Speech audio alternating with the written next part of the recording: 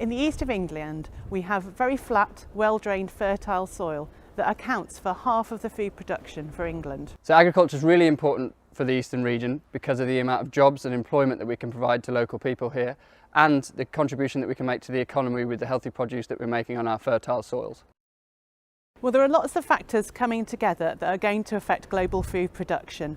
Climate change, recruiting workers for farms and factories, and an ageing population all have an effect on ensuring we have food for the future. Technology is where we can find solutions to do this without damaging the environment. The links between the university and GE's go back many years with many successful projects being run. The work that we've done together is focused on areas of expertise that we don't have internally in-house, which means it's great for us to be able to work with university colleagues.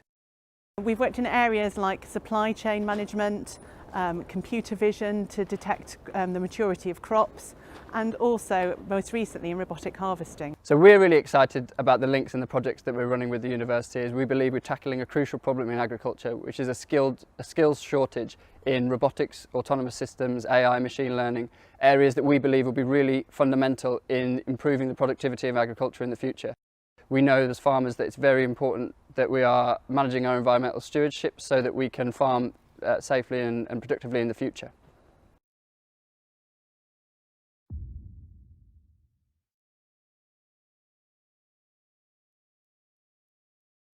Hello everyone, my name is New.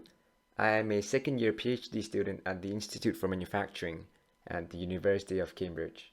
It's a great pleasure for me to be presenting in the REAP Conference 2021 with my PhD research project titled Operations, Technology Adoption and Behavioral Economics Perspectives in Industrial Policy Implementation and the Role of Technology Intermediaries.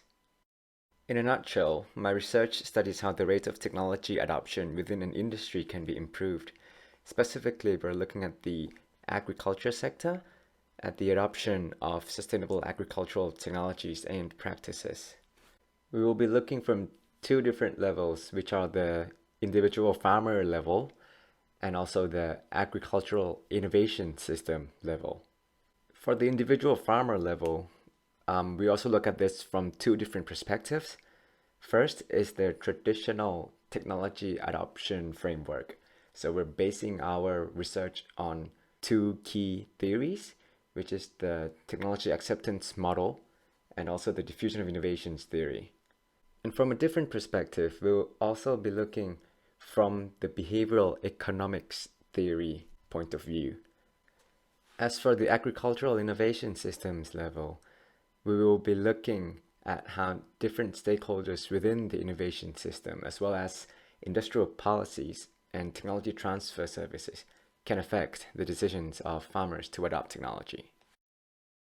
Now, to be more specific, this research will focus on the adoption of technologies or practices to solve the current issue of agricultural burning, which is becoming a serious problem in many of the global South countries. So just to take an example of rice, after farmers harvest their crops, a lot of residues or byproducts of rice, which are, for example, stubbles and straws, are left on the fields. Now farmers have to make the decision of how they would get rid of these residues.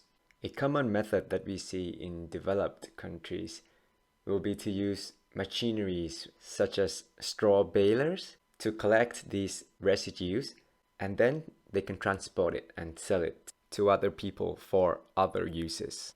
However, in a lot of the developing countries where a lot of agriculture activity takes place, many of the farmers are not using these balers to collect the residue, but instead they just burn the residues, which is for them the cheapest, most convenient, and the quickest way to clear their fields in preparation for the next crop cycle. However, burning these residues are causing very big problems in many of the developing countries, and these problems can be linked to the sustainability pillars, which include economic, environmental, and social. For economic, the fire from burning negatively affects the soils in terms of the nutrients, the pH levels, the moisture, the amount of organic matter in the soil, the microbial populations as well. And so in the end, burning reduces future yields in future crop cycles. This could mean that more fertilizers have to be used to maintain the same level of production, which means their costs increases. And also, as mentioned earlier, farmers have the opportunity to sell these residues to other stakeholders who have other uses for it, and burning these residues eliminates this opportunity. Next is the environmental consequences, which seems to be the most obvious. Burning releases harmful emissions, which contributes to climate change, but more importantly, it releases black carbon, which is small dust particles that lead to severe haze and smog. And these black carbon have 460 to 1,500 times higher impact in terms of global warming than carbon dioxide per unit of mass. And also, burning on the farms leads to further forest fire risks. And finally, the black carbon released from burning poses a social health risk because these small particles are small enough to penetrate into the human lungs, and this could cause many health problems, especially for people who already have respiratory conditions. As mentioned previously, it is quite common for farmers in developed countries to be collecting residues or reusing it for other purposes. And this has been driven by the trend of outright banning of agricultural burning. And farmers in developed countries have no problem in following the regulations. However, in poorer countries in which the agriculture sector is made up mainly of smallholder farmers, burning still persists despite the ban because the farmers are less capable of adapting to new methods of farming, especially more costly methods.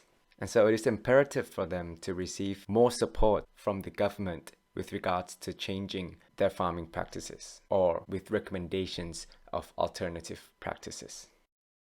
So we mentioned about behavioral economics briefly at the beginning of the presentation, and now I want to elaborate on what we actually mean by using behavioral economics to understand farmers' decision making.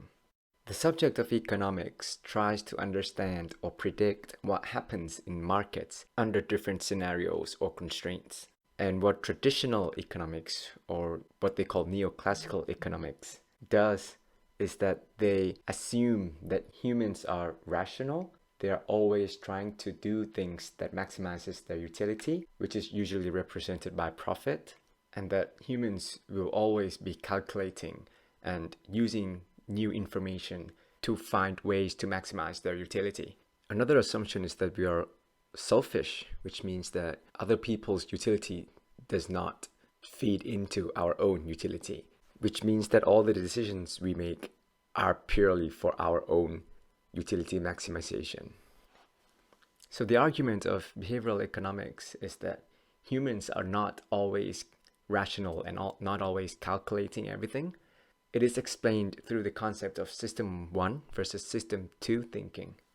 And to put it simply, System 1 is kind of like using your intuition to make decisions, while System 2 is when you are using your brain power and when you are rational and calculating.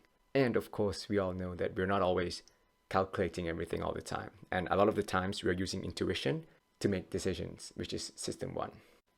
A simple word used to explain this is bounded rationality, which means that our rationality has a limitation. And the reason being is that our mental capacity has a limit. So our brains will be trying to limit the usage. And when we say limiting the usage, we're talking about heuristics and biases, which are mental shortcuts that our brains use in order to make decisions intuitively and not always using brain power to calculate everything.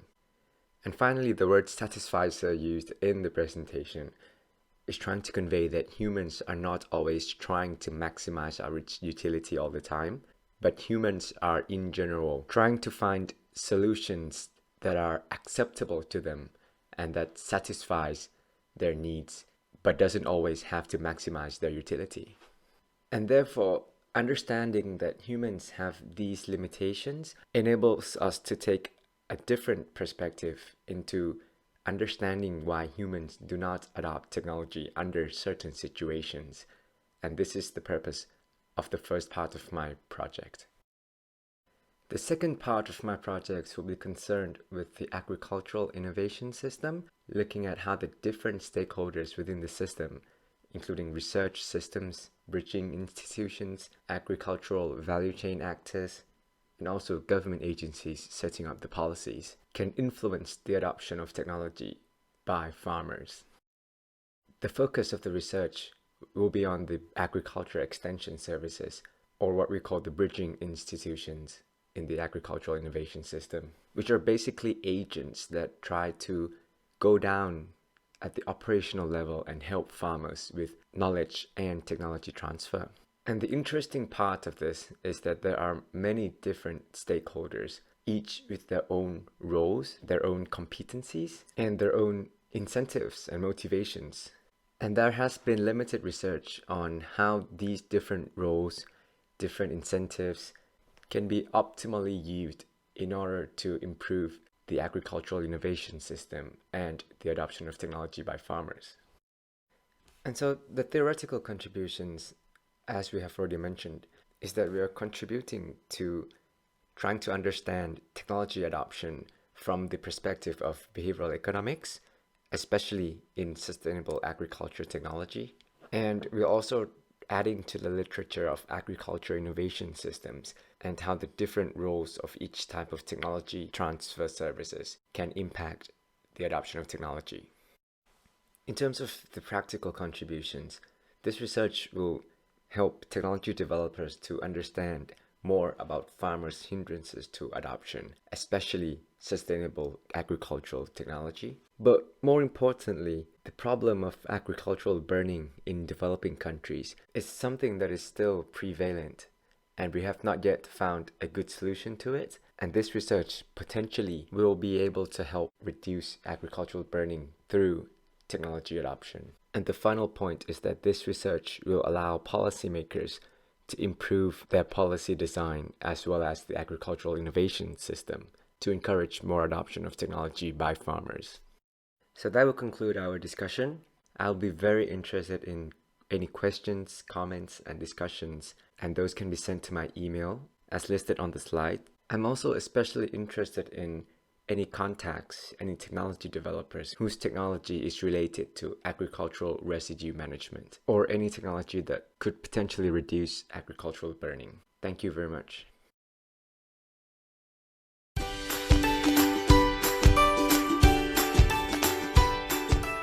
With dwindling agricultural land, population increase, and environmental degradation, we need crops like African yam bean that can produce more and more nutritious and within the same land space.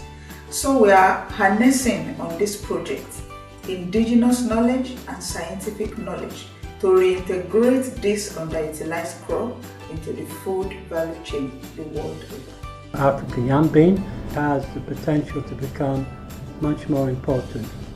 It's a legume, it fixes nitrogen from the atmosphere, it's highly nutritious, and it has a lot of potential in terms of the development of smallholder farming systems in West Africa that are more resilient towards climate change. African yam bean is climate resilient, and then it could be a very important crop in the future for Africa. African yam bean is an indigenous leguminous tuber. It is usually cultivated between April, May till December of every year, and the names of African yam bean differ geographically. African yam bean also produces tuber on the ground, usually the size of sweet potatoes, although most farmers are unaware of this. And African yam bean also helps replenish the soil through nitrogen fixation. On the utilization of African yam beans, the plant improves the fertility of the soil, as also confirmed by the farmers. The bean aspect is a source of protein, while the tuber aspect is a carbohydrate in the body. African yam beans can also be used as condiments, that is to enhance the flavor of the food. African yam beans can be consumed fresh with salad. It can also be processed into other products like bean cake and other food delicacy in Nigeria. The size of the tuber is relatively small if you compare to normal yams that grows much longer months. AYB is a forgotten crop and very little studies had been done on this legume. From our interviews with the farmers, we now know that we need to breed for bigger tubers and shorter cooking time for the beans. To do this, we need to understand how the tubers develop and what are the genes responsible for better beans, so then we can have improved AYB. Orúkọ mi ni Ọláwọlé Moses láti ìpínlẹ̀ Èkìtì, àgbẹ̀. Mo dúpẹ́ lọ́wọ́ IITA fún program tán gbé kalẹ̀ fún ìlọsíwájú àwọn àgbẹ̀. Mo dẹ̀ ṣèlérí wípé tí n bá dé ìpínlẹ̀ mi, màá mú program mi, màá mú sójúṣe láti rí wípé àwọn àgbẹ̀ tí bí tèmi náà wọ́n jèrè program now. Therefore, we need to establish a breeding model that will develop improved and farmer-preferred varieties, a farmer seed system that will be sustainable, and how to integrate stakeholders into African yam bean value chain in a way that will improve food security and livelihood.